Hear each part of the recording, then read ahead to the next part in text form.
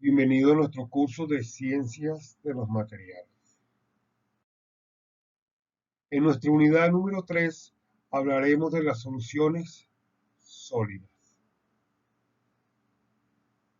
Bien, así que definimos como una solución sólida la mezcla homogénea de dos o más clases de átomos en un estado sólido. Si recordamos algunos conceptos previos, vemos que el soluto no es más que una sustancia que se encuentra en menor cantidad y que se disuelve en la mezcla. Fíjense que acá tenemos un vaso con agua y le estamos agregando sal. Esa sal se va a disolver en la mezcla mayor que sería el agua. Así que el agua se convierte en solvente porque disuelve y contiene a la sal. Así que la sal sería el soluto, menos cantidades, menos proporción, el solvente sería el agua.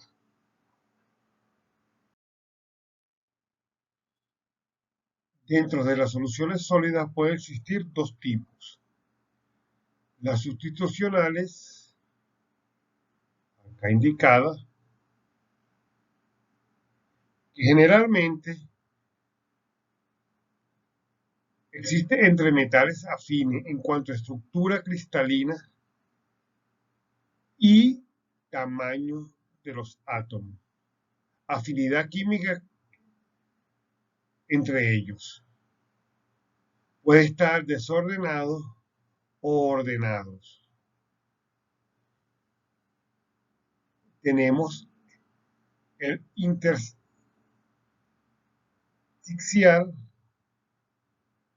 bien, que me genera un arreglo particular de nuestros átomos.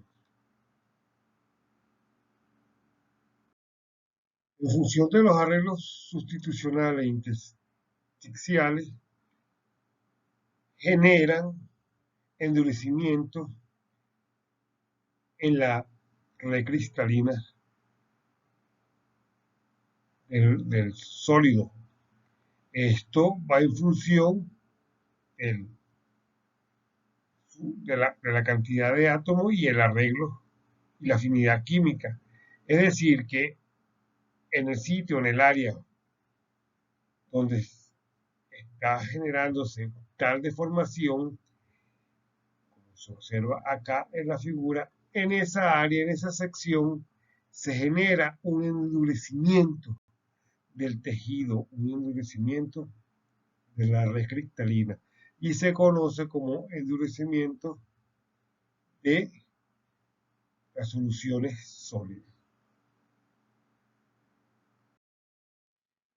Aquí se muestra en nuestra figura la relación temperatura-solubilidad, mostrando la curva de saturación en función de la temperatura para una condición no sobresaturada o no saturada. Todo lo que esté en la parte superior a dicha curva sería una condición sobresaturada. Caso contrario, debajo de la curva no saturada. Así que vemos que nuestra solubilidad la tenemos representada en dos condiciones. Una condición ilimitada y una condición ilimitada.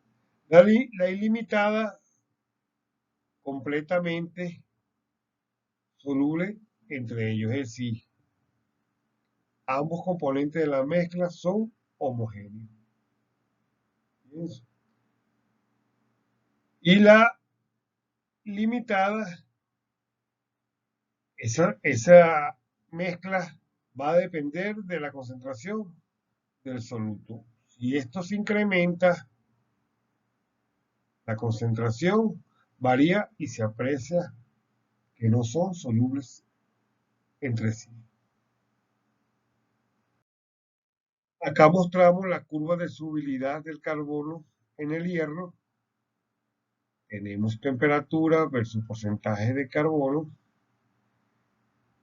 Dice que el comportamiento a 1145 grados Celsius, el hierro tiene una absorción del 2% de carbono. Pero a medida de que va bajando o decreciendo la temperatura entre la curva OS, fíjense cómo va cayendo la capacidad de absorción o de solubilidad del carbono hasta llegar a un punto en S que tiene una temperatura de 720,8 grados Celsius.